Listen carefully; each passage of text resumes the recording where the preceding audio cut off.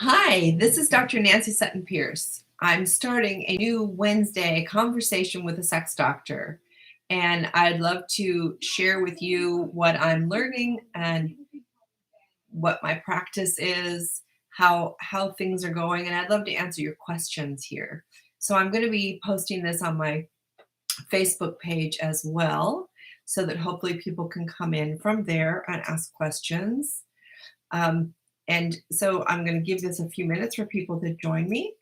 And I'm going to try to keep this to about half an hour a week. And then on Thursday nights, you can join Karenlee and I on Instagram and one of her and her Facebook or YouTube for our Wild Women with Wine show. So I'm just going to post this on my Facebook at the same time here.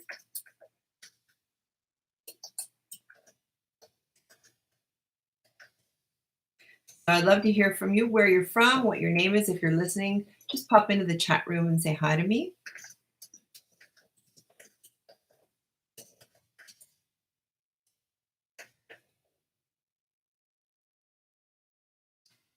Let's see if anybody's joining. I see a few people have popped in. So if you're here, I'd love for you just to announce yourself. You don't have to give me a lot of information, but I would like to know, one is, have you ever met with a sex doctor, or do you know what a sexologist is? Have you ever heard of that? Do you have any questions about, like, well, what is a clinical sexologist? What does a sex doctor do? And those are always some interesting questions that come up, and I'm happy to answer all your questions as long as it's not personally pertaining to my sexuality and my sex life. This is more for you and learning about you. So hopefully some other people will join us.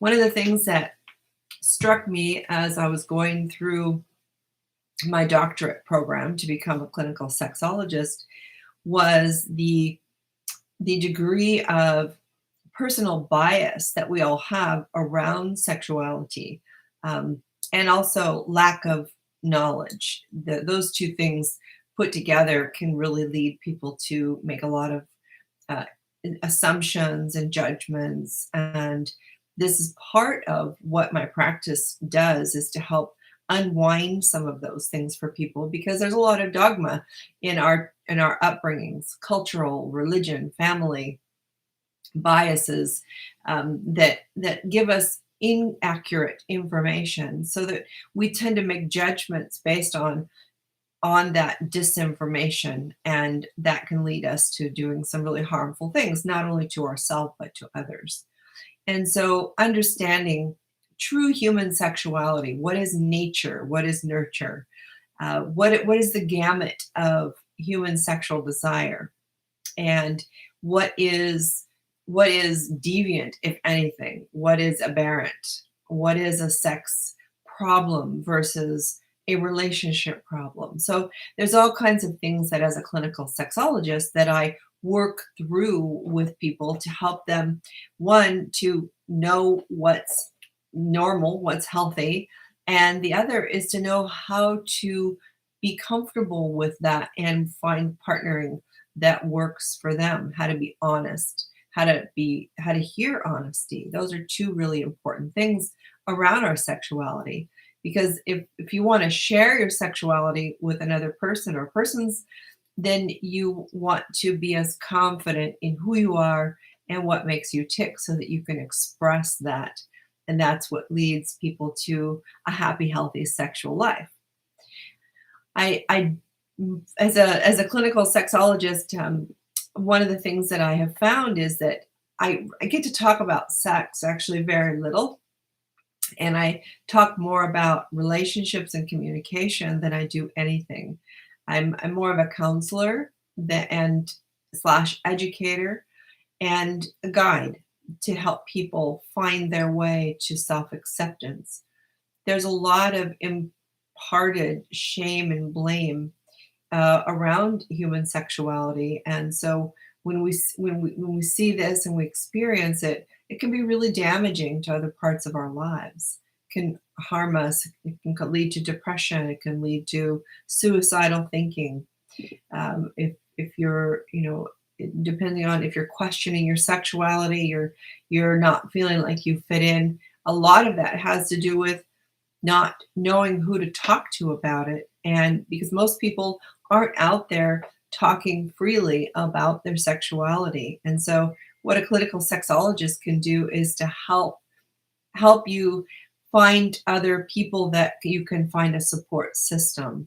Because I can tell you that in doing this for as long as I have, there's nothing I haven't heard of or seen um, or been exposed to that would shock me. So there's, a lot of people think, oh, they're the deviant ones, or they're broken. And I can tell you that the broad spectrum of human sexual desire and what people think about, what people want, what people enjoy is so vast, and it's all normal. It's all healthy. It's just how we act upon it, and with another person that might make or break that line. So how to decide what works and what doesn't.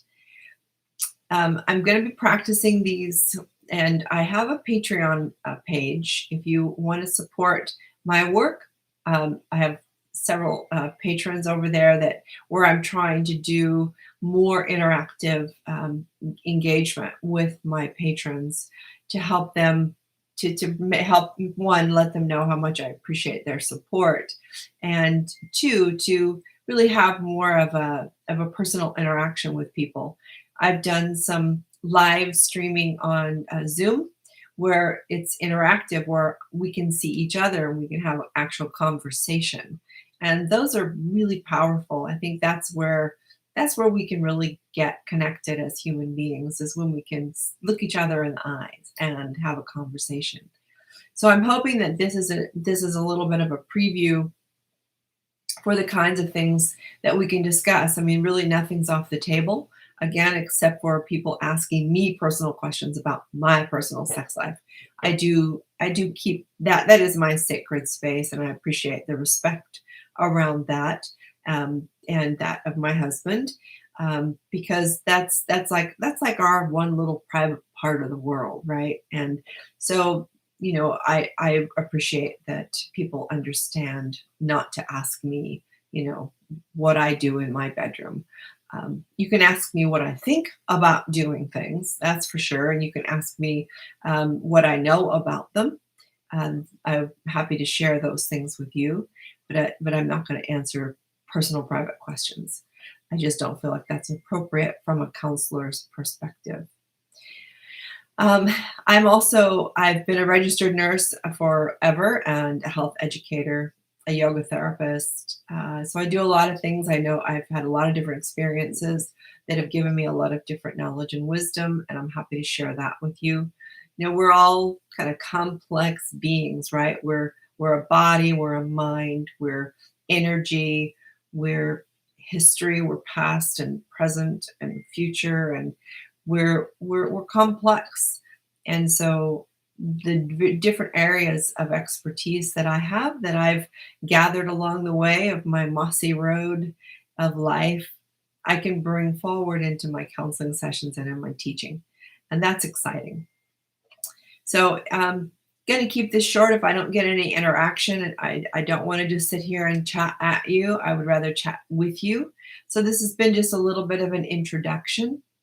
And if there's things that you would like to learn about, books maybe you would like guidance about, if you want help finding a counselor you can see in your area, I'm happy to help with that. Most of us are just doing virtual counseling via Zoom or FaceTime or Skype, different avenues that way. But I would really appreciate your feedback. And if you have questions that you would prefer to ask in private, just message me. You can message me through any of my social medias. If you just look up Dr. Nancy Sutton Pierce, you can find me on Instagram, Twitter, LinkedIn, Facebook, and let me know what you're thinking and how I can set up these live streams to be more productive for both of us. Let's see. Vaccines, if you've listened to me before, I'm a strong advocate for vaccinations. As a nurse and a mom, I can tell you that vaccines have saved thousands and millions and of children around the world, and they're saving us now with the COVID virus. My husband's a medical doctor. He's an internal medicine physician, and we don't take these things lightly. I have a lot of Eastern philosophies around health and wellness. So I'm kind of the yin yang of healthcare. And there are many things in Western medicine that I don't buy into, that I don't believe are healthy and helpful. But vaccines isn't one of those. I've been vaccinated fully now. My husband's vaccinated. All my adult children have been vaccinated. And I'm a strong advocate of vaccines, especially with something like a novel virus, where we don't have the physical immunity intelligence yet built up, that this is the only thing that's going to open our world back up to the way that we would like it, or at least closer to it. So if you have questions about that, I can send you links to reliable information, to non-political but strong science-based data and information that will help you understand how this vaccine is different, how these vaccines are helping, what your risks are. For people that are in isolation, they're out somewhere in the boonies. They live not around people. They don't socialize with people. They're isolationists. I don't know if I were doing that, if I would be vaccinated, if I never needed to be around people.